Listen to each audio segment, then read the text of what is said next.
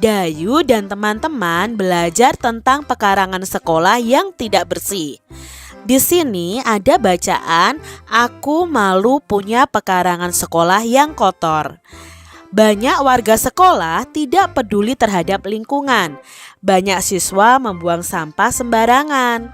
Taman-taman di depan kelas juga kurang diperhatikan.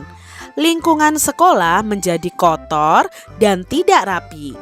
Oleh sebab itu, banyak siswa yang sakit. Keindahan sekolah pun kurang terjaga. Sudah seharusnya kita membudayakan sikap malu. Malu jika pekarangan sekolah tidak bersih. Pekarangan sekolah tidak bersih karena kurangnya rasa malu pada diri kita. Harusnya kita malu jika pekarangan sekolah kotor. Oleh sebab itu, mulai sekarang mari kita bersihkan pekarangan sekolah dengan baik. Adik-adik, kalian harus memperhatikan lingkungan sekolah kalian.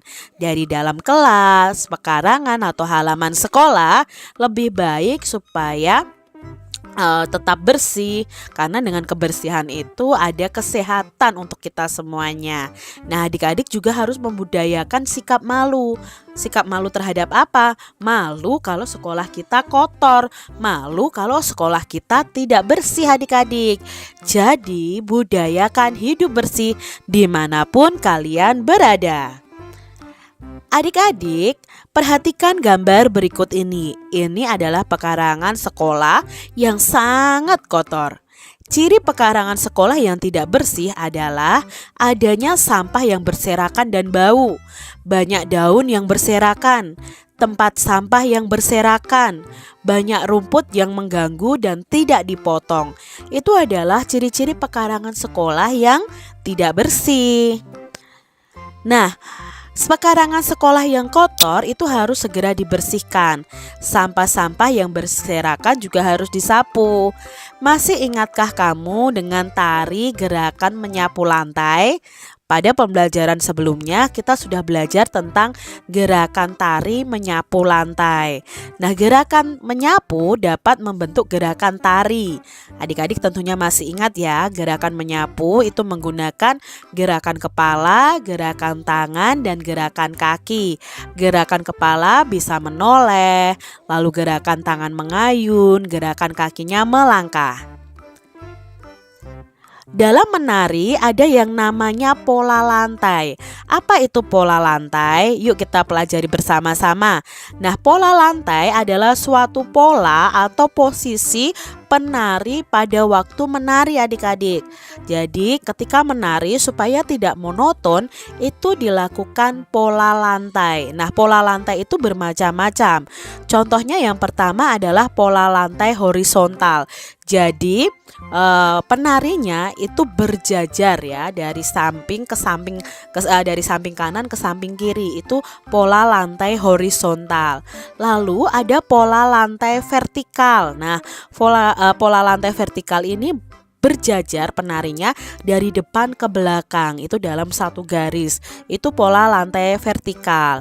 Lalu ada pola lantai membentuk huruf V ya, membentuk huruf V. Bentuknya seperti ini adik-adik, pola lantai huruf V. Lalu ada pola lantai huruf O ya, membentuk seperti lingkaran. Itu pola lantai huruf O. Nah, itu tadi pola lantai yang bisa kalian lakukan dalam gerakan tari. Dalam kalian menari tidak harus berhorizontal terus atau vertikal terus, tidak, tetapi bisa berubah-ubah pola lantainya.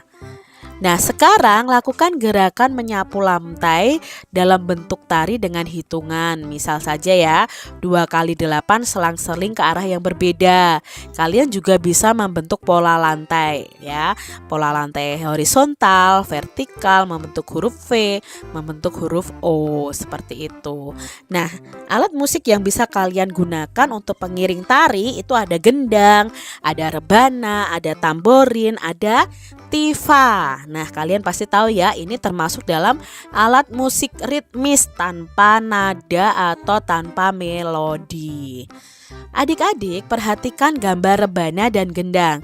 Nah, pada rebana permukaannya itu berbentuk lingkaran. Lalu permukaan pada gendang ya, pada kulitnya itu berbentuk segitiga. Nah, adik-adik sudah belajar tentang bangun datar. Hari ini kita akan belajar tentang pola. Nah, pola bangun datar. Pada dinding gendang terdapat pola segitiga. 2 atau lebih bangun datar itu dapat disusun dan susunan itu membentuk pola tertentu. Nah, perhatikan susunan pola bangun datar berikut. Ini ada susunan pola lingkaran, segitiga, lingkaran. Berarti setiap kita menggambar lingkaran, berikutnya adalah segitiga. Setelah segitiga, lingkaran. Setelah lingkaran, segitiga lagi, lalu lingkaran lagi, lalu segitiga lagi. Ini yang namanya pola bangun datar. Contoh lainnya, di sini ada 2 lingkaran ya. Lingkaran-lingkaran, segitiga-segitiga, lingkaran-lingkaran, segitiga-segitiga. Berarti ada 2 kali lingkaran, ada 2 kali segitiga. Itu pola lingkaran dan segitiga berikutnya. Nah, sekarang pola berikutnya ada 1 segitiga, 2 lingkaran, 1 segitiga, 2 lingkaran. Berarti polanya ini berurutan terus ya. Jadi setelah segitiga 1, lingkarannya 2, segitiganya 1, lingkarannya 2. Seperti itu berulang-ulang. Nah, sekarang Kak Citra punya pola bangun datar. Nah, di sini kita akan melengkapi titik-titiknya dengan gambarnya adik-adik.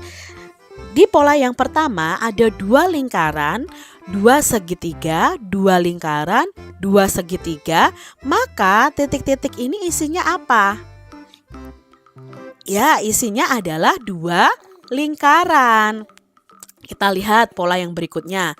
Persegi, belah ketupat, persegi, belah ketupat. Lalu pola berikutnya, setelah belah ketupat, ya persegi. Setelah persegi, belah ketupat. Ini yang namanya pola bangun datar.